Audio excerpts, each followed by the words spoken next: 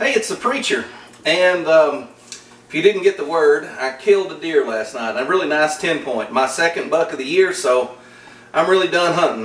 I'm allowed 2 bucks in Arkansas, and that usually provides all the meat that we need as far as deer meat. My son is also hunting, so if he kills a buck, that'll give us 3 deer, and that's plenty for me and my wife, and the kids are grown, so they don't eat here much anyways.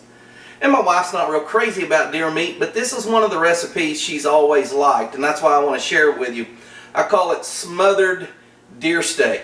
And I got this from my friend Ryan. He told me about it, but basically, you can use any steak. And when I say steak, I happen to have some backstrap here that's been trimmed and cleaned up. But you could use any of the large muscle groups in the ham. Just take out, when you look at a deer ham, just pick a big muscle in there, take it out whole. Remove all the silver skin. This is really more than I need, but let me give you a look at it. So as you can see, there's no white silver skin or tendons. There's no fat. There's really no hair. It's just a lean, trim piece of meat. That's the way they both look.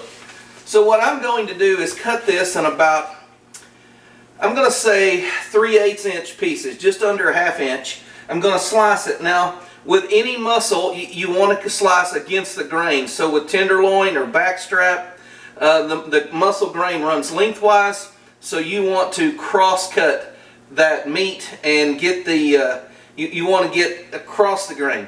So let me get this sliced up. There's no need in you watching me do that. I get it sliced up, I'll show you the next step. Okay, once you get your meat cut up, the next thing you need to do is set your oven at 375 and get it warming up. What we're going to do now is take the meat that we cut, dip it in flour. You don't have to egg and flour. We're not looking to really make a batter. We just want something on the meat to give it a little bit of crust. Not a lot of crust, just a little bit. So I've got some flour there, and I've got a cake pan here. This is a, what is it, 9 by 13, something like that? Yeah, 9.5 by 13.5. So it's a little bigger than average. You want to get that out because we're going to dredge the meat in flour, brown it in oil. We're not looking to completely cook it. We just want to get it, mainly we want to get it done. And then as soon as we take it out of that, we'll put it into a oiled cake pan. I'll bring you over here and show you the process. Alright, here's the meat I cut up. Let me just pull a random piece out and show you. This is, of course, toward the butt end of the back strap. As it gets towards the hip, it kind of flattens out. But as you can see, the thickness there, just over 1/4 inch probably, I'm guessing. Here's another one. Now, you could butterfly these if you wanted bigger pieces, but I found when I butterfly it, it's hard since it's round. It's hard to get it cut evenly where it folds over, and I find it easier just to do this. This is what you call seasoned flour. That's basically flour that I've thrown some Lowry seasoned salt in and some pepper. And so I'll just swirl that around. I've got my skillet heating up with some avocado oil in it.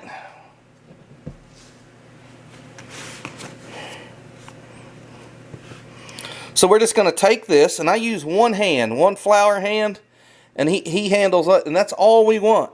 That right there. We don't have to sit here and pack it and tout it, and you could put this in a Ziploc baggie and shake it, but I found this just to be easier for me. Oil is not quite hot enough yet, and so if that's the case, just get you one done, set it aside. As soon as I start to hear that sizzle, it's starting, but it's not quite there yet. As soon as I start to see that meat sizzle, I'll just start setting these in there. But all we're doing is getting a little flour. We just want a coating. This is it. We're not. If you're just going to fry these and serve them, I would go with a little egg and milk, and then in the flour, and then back in the egg and milk, or some buttermilk and flour. Any of those things would be fine. But we're going to finish these in the oven in gravy. So trust me, you don't need a lot of coating here. All right, that's starting to sizzle. I'm going to lay these in. Now, my mother said you turn deer meat when you're frying it when you start to see blood come to the top. That's when you're starting to brown on the other side. And sure enough, my mother's right.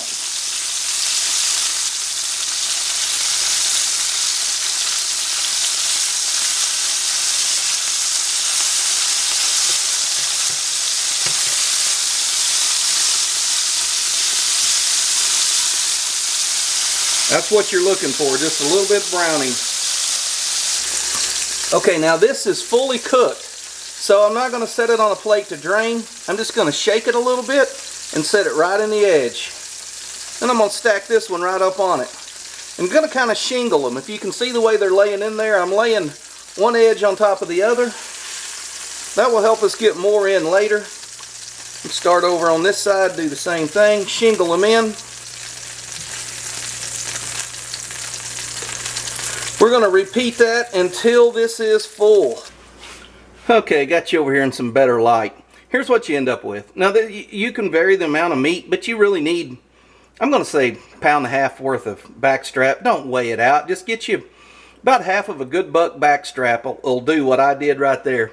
Sometimes I do a whole backstrap and what don't fit, I just stick it aside for warm-ups tomorrow. Anyways, let me push this aside, and here's what we're going to do now. This is McCormick Brown Gravy Mix. I've tried this with any brand. It doesn't really matter. Some are a little better than others. It depends on your taste.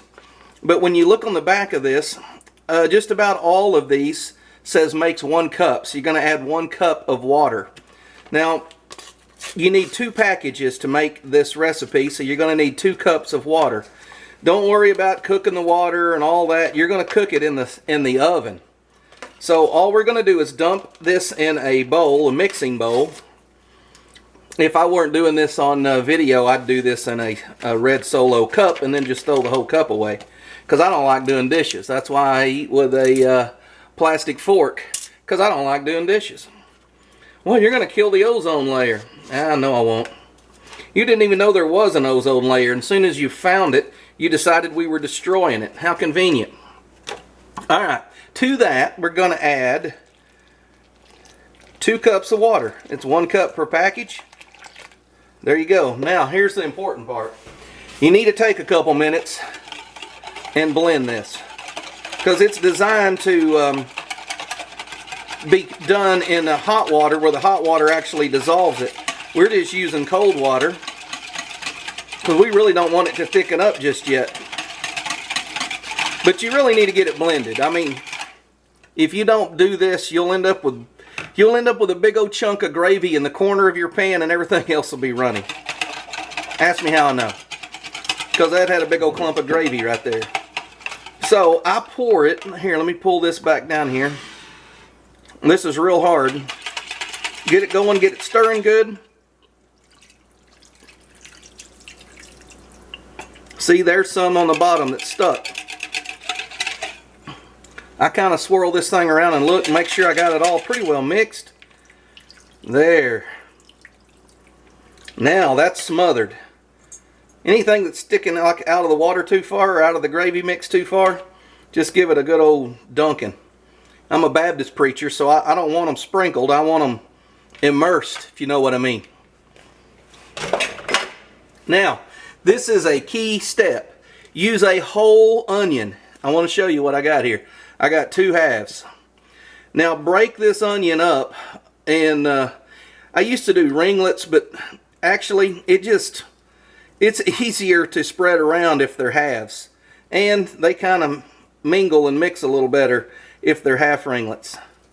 They're able to kind of nestle together a little better, and the rings, they just kind of want to stack and stick up. So this is what I do. I cut the onion in half, and then just kind of like dealing cards. Oh, I know Baptists don't play cards, but somehow I learned how to deal cards. Maybe I do play a little cards. I just don't bet on them. Alright, there you go. You say, preacher, that's way too many onions. I thought the same thing. Until my friend that told me how to do this, Ryan, he said, you're going to think that's too many onions. Just put them all on there. Even them little tiny middle pieces. Alright, now that we got that done, the oven is heated up to 375. We're going to put foil over this tightly and then set it in the oven for 1 hour. Hey preacher, what do we do for an hour while that bakes? Well, I usually make mashed potatoes. And that's what I plan on doing because you get a little brown gravy in there. It goes good with mashed potatoes, but you know, you could do it with vegetables, anything you want for a side. Nothing says loving like deer meat out of the oven. Let's have a look. Still bubbling, I can hear it. Woohoo! Just kind of falls apart. You see that? I don't know how well you can see that. Cut that with a fork. The onions, most of them have melted down. We've got a little gravy in there for our mashed potatoes. Let me just try this. Oh my goodness. Alright, there's a small plate. I've got me 3 or 4 pieces of deer steak, some mashed potatoes, and a little bit of that brown gravy in there. Let's make sure. I don't want to make a bad face and eat it on camera. I will have no problem with that. Alright, let's have a little piece of deer meat.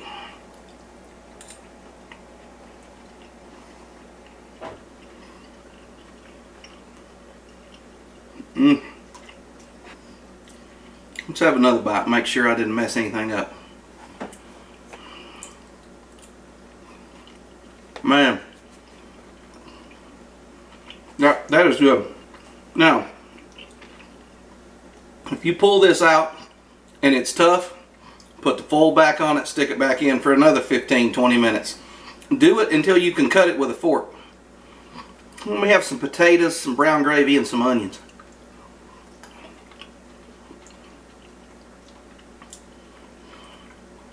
What you talking about, Willis? I started the potatoes, but I had to go pick my son up on the deer stand, so my wife did a great job of blending them. Sour cream, butter, a little bit of regular cream.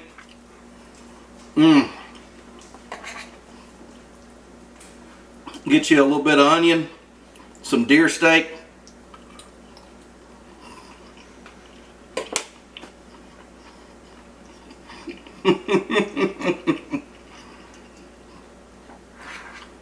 I don't know what would make that better. I do too. The only thing that would make this better is if y'all was here to eat it with me. Anyways, give this a try. Tell me what you think. Some of you probably already had it. This is nothing new. It's just something that I discovered a couple years ago through a friend of mine. And so anyways, y'all give it a try and let me know what you think. My boy's digging into it, so let me get out of the way and I'll let him eat. Thank y'all for watching.